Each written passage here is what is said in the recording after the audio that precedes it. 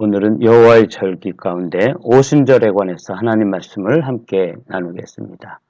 레위기 23장 15절에서 21절 말씀입니다. 안식일 이튿날 곧 너희가 요제로 곡식단을 가져온 날부터 세어서 일곱 안식일의 수요를 채우고 일곱 안식일 이튿날까지 합하여 50일을 계수하여 새 소제를 여호와께 드리되 너희의 처소에서 10분의 2 에바로 만든 떡 2개를 가져다가 흔들지니 이는 고운 가루에 누룩을 넣어서 구운 것이요 이는 첫 요제로 여호와께 드리는 것이요 또 이 떡과 함께 1년 된 흠없는 어린 양 7마리와 어린 수소 1마리와 숫양 2마리를 드리되 이것들을 그 소제와 그 전제 제물과 함께 여호와께 드려서 번제로 삼을지니 이는 화제라 여호와께 향기로운 냄새며 또 숫 염소 하나로 속죄제를 드리며 1년 된 어린 순양 2마리를 화목제로 드릴 것이다. 제사장은 그 첫 이삭의 떡과 함께 그 2마리 어린 양을 여호와 앞에 흔들어서 요제를 삼을 것이요 이것들은 여호와께 드리는 성물이니 제사장에게 돌릴 것이며 이날에 너희는 너희 중에 성회를 공포하고 어떤 노동도 하지 말지니 이는 너희가 그 거주하는 각 처에서 대대로 지킬 영원한 규례니라. 우리가 오순절에 관해서 말씀을 나눌 때 첫 번째 생각해야 될 주제가 한절기 새 이름입니다. 이 오순절은 세 가지 이름으로 되어 있습니다. 77절, 오순절, 맥추절 이렇게 되어 있지요. 이런 이름이 유래된 세 가지 이름이 유래된 본문을 함께 읽어보겠습니다. 안식일 이튿날 곧 너희가 요제로 곡식단을 가져온 날부터 세어서 일곱 안식일의 수요를 채우고 일곱 안식일 이튿날까지 합하여 50일을 계수하여 새 소제를 여호와께 드리되 이 말씀 가운데서 우리는 첫 번째로 안식일 이튿날이라는 말씀을 대하게 됩니다. 이 말씀은 초실절을 이루는 말입니다. 초실절이 지난 그 이튿날부터 일곱 안식일의 수요를 채워라. 그래서 일곱 안식일을 그 날짜를 세우는 것을 기준으로 해서 이스라엘 백성들은 77절이라고 불렀습니다. 일곱 안식일 이튿날까지 합하여 50일을 계수하여 그렇게 돼 있죠. 그래서 일곱 안식일 그 다음 날까지 합해서 50일 그래서 오순절이다 그렇게 부르는 것이죠. 그리고 새 소제를 여호와께 드린다. 새 소제라는 것이 무엇인가 하면 초실절에는 보리추수의 첫 단을 하나님께 드리는 날이라면 이 새 소제는 밀을 추수해서 새롭게 이제 소제로 여호와께 드리는 그런 절기이기 때문에 맥추절이다 그렇게 부릅니다. 더 말씀을 나누도록 할까요? 그래서 일곱 안식일 동안을 그들은 추수를 하면서 단을 셉니다. 그것을 오메르 카운트라 그래요. 한 단, 두 단 이렇게 이제 하루하루 일곱 안식일을 세기 때문에 그들은 77절이라 그렇게 부르고요. 그때는 이제 보리 추수가 끝나고 밀 추수를 하는 계절이기 때문에 맥추절이다 그렇게 부른다는 것이죠. 그날은 또 77절 일곱 안식일을 계수하고 나서 그 다음 날까지 계산해서 되는 절기이기 때문에 다섯, 오, 열흘, 순 그래서 50일이 지난 절기이기 때문에 오순절이다 그렇게 부릅니다. 그들은 첫 보리 이삭을 드린 그 초실절부터 시작해서 계속해서 하루씩 그 날짜를 카운트해 가는데 마치 그 날짜를 세는 것은 우리가 어렸을 때 설날을 기다리면서 어머니한테 묻잖아요. 어머니 몇 밤 자면은 설날이 돼요?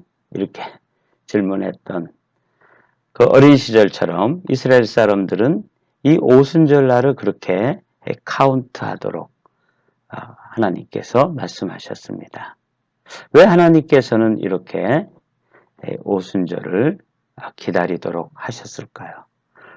이 오순절의 의미가 무엇인지, 또 거기에 담겨있는 아버지의 마음은 무엇인지, 이것을 함께 오늘 말씀을 통해서 살펴보기를 원합니다.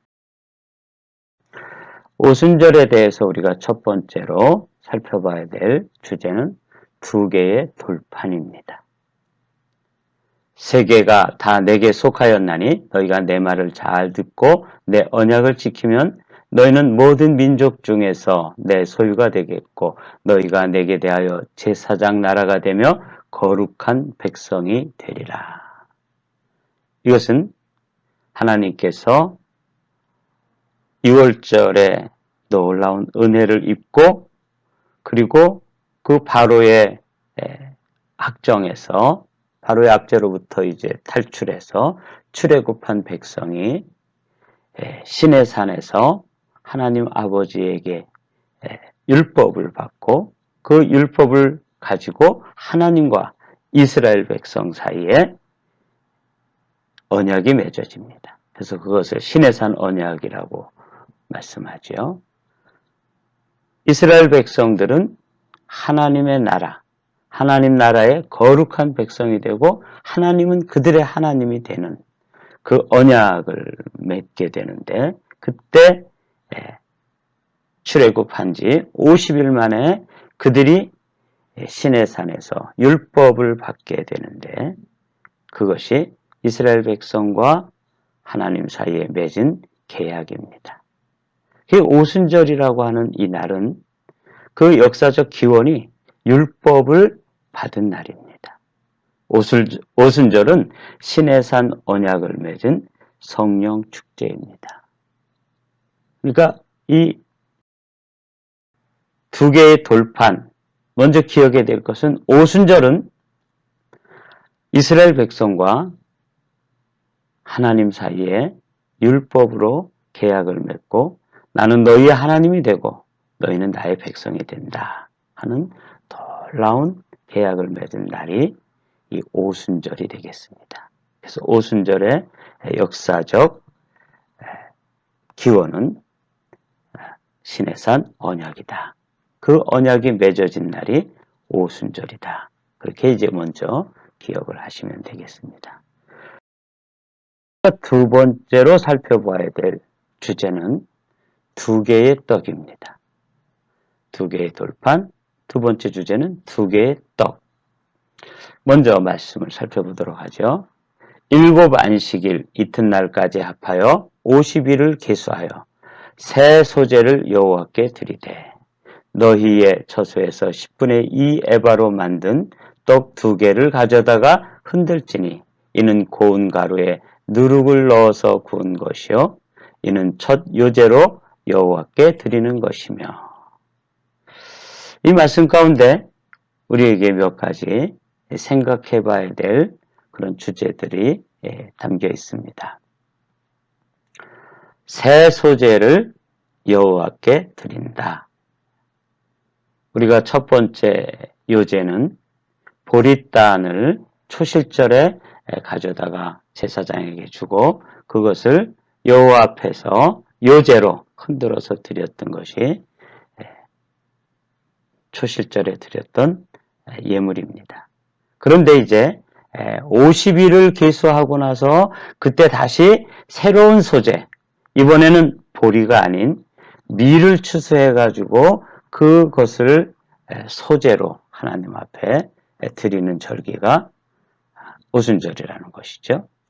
그런데 이 오순절에는 그 소재를 만들 때 떡을 2덩어리로 만들어다가 요제로 드렸습니다. 근데 그 떡의 크기가 어느 정도냐면 10분의 2 에바로 만든 떡이다.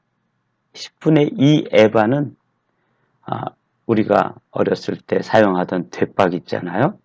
그 대박 한 2개 내지 3개 정도 되는 그 정도 크기의 큰 떡 2덩어리를 떡으로 만드는 거예요. 그런데 거기에 누룩을 넣는다. 그렇게 돼 있어요. 그러니까 이 오순절에 드리는 떡의 특징은 3가지가 뭐냐면 새소재다. 밀가루로 밀로 만든 소재죠. 그리고 큰 떡이다. 10분의 2 에바로 만든 2개의 떡이다. 그런데 그 떡에는 또 고운 가루에 누룩을 넣어서 요제를 드린다. 이 의미를 하죠. 여기 2개의 떡이 있습니다. 이 2개의 떡을 하나님 앞에 드리라고 말씀하셨을 때 이 의미를 성경학자들은 이방인과 유대인 그렇게 이야기합니다. 저는 이 말씀을 준비하면서 하나님은 오래전부터 시내산 언약을 맺을 때 그때부터 유대인들을 선택하고 그들을 선민으로 또 거룩한 제사장의 나라로 그들을 부르면서 그때부터 하나님께서 염두에 두셨던 것이 뭐냐면 이방인들에게도 구원의 기회를 열어놓는 일이었습니다. 그래서 2개의 떡을 드리라고 명령하시는 그 말씀 가운데는 하나님 아버지의 넓은 마음, 사랑의 마음, 우리와 같은 유대인이 아닌 이방인에게 또 구원의 문을 열어놓으시는 넓은 하나님 아버지의 마음이 이 안에 담겨 있다. 그래서 커다란 떡 2덩이를 하나님께 드리도록 그렇게 말씀하셨습니다. 그런데 우리가 또 하나 생각해 봐야 될 것은 이 떡 가운데 무교절에는 절대로 누룩을 넣거나 그 집안 지경 안에 누룩을 다 제하도록 그렇게 엄하게 명하셨던 하나님께서 이 떡에는 또 누룩을 넣으라고 말씀하시는 것입니다. 왜 하나님께서 이렇게 일관성이 없이 왔다 갔다 하시는 것처럼 그렇게 보이게 할까? 여기에는 깊은 의미가 들어 있습니다. 누룩의 부정적인 의미는 죄를 상징하는 거죠. 누룩의 부패성. 그런데 누룩의 긍정적인 측면이 있는데 가루 섬 아래 작은 누룩을 넣어도 그 누룩 전체를 부풀게 하고 거기에 영향력을 미치고 강한 번성케 되는 번식력을 가지고 있기 때문에 주님께서는 이 하나님의 복음이 이제 유대인을 넘어서 이방인에게까지 영향력으로 또 번성하게 되는 번식력으로 번져나가게 되는 것을 꿈꾸었던 것이죠. 놀랍게도 이 오순절은 이방인에게도 구원이 열리는 성령 축제인데 그들은 이 오순절에 성경의 룻기를 읽는다고 그래요. 룻기에는 누가 주인공이죠? 시어머니 나오미 그리고 며느리 룻이라는 여인이 나오죠. 나오미는 유대인입니다. 룻은 이방인입니다.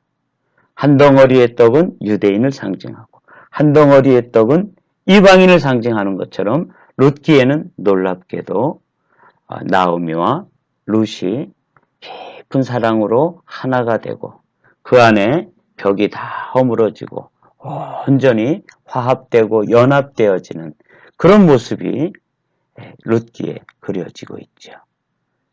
이방 여인 룻에게도 구원의 기회가 열리는 것처럼 이방인인 저와 여러분들에게도 구원의 기회가 활짝 열리는 절기가 무슨 절기예요?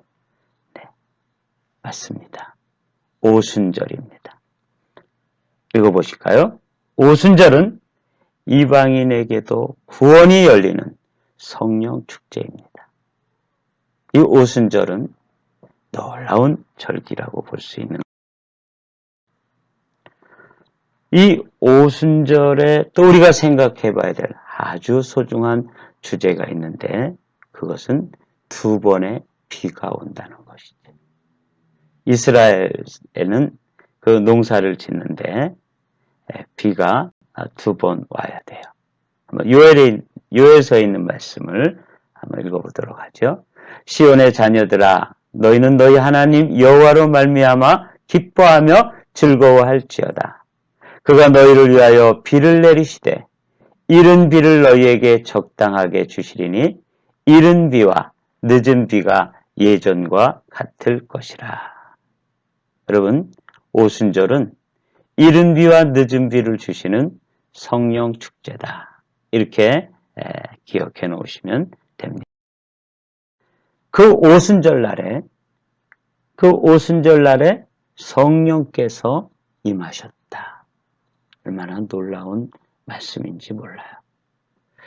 여러분, 예수님께서 부활하시고 40일 동안 제자들에게 하나님 나라의 일을 말씀하셨습니다. 그리고 이제 그들에게 예루살렘을 떠나지 말고 하나님께서 약속하신 것을 기다리라. 그래서 제자들과 120명의 성도들이 함께 마가의 다락방에 모여 기도했습니다. 기다렸습니다.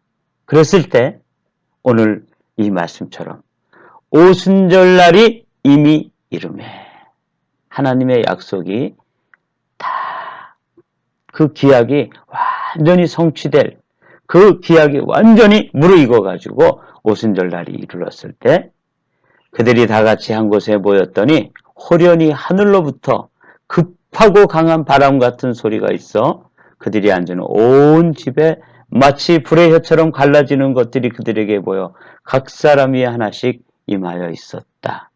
그들이 다 성령의 충만함을 받고 성령의 말하게 하심을 따라 다른 언어들로 말하기 시작했다. 이 오순절에 내린 성령의 강력한 은혜의 단비를 통해서 신약 시대가 열리고 성령 시대가 열리고 은혜 시대가 열리고 이방인들에게도 구원의 복음이 전해지기 시작합니다.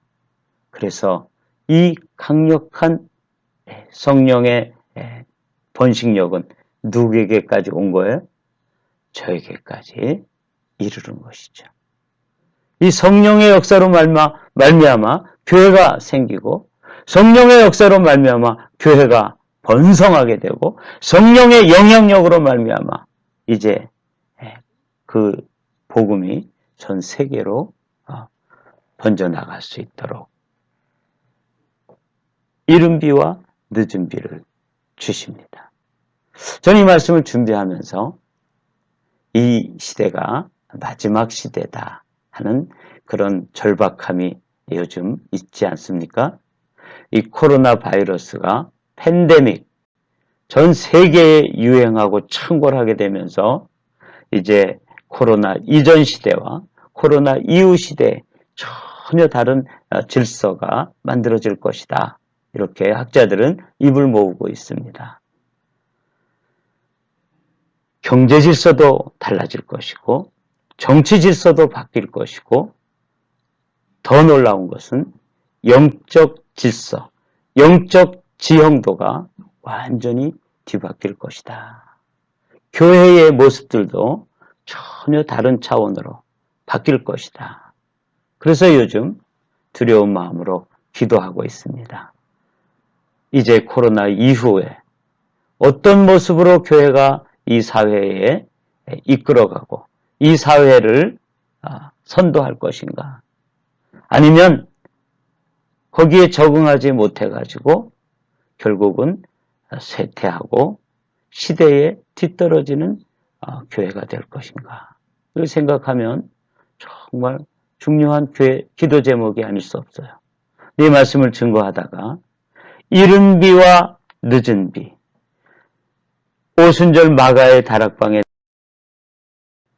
성령의 단비가 이른 비라면 그 성령의 강림을 통해 가지고 교회가 생기고 성령 시대가 열리고 지금도 은혜가 우리에게까지 이렇게 임하게 되었는데 이제 이 마지막 시대를 우리가 살면서 우리가 기도하고 우리가 기대하고 우리가 소망해야 될 한 가지가 있다면 마지막 대추수의 부흥 알곡들로 다 열매 맺게 되는, 결실하게 되는 그런 대추수의 부흥이 아직 남아있다.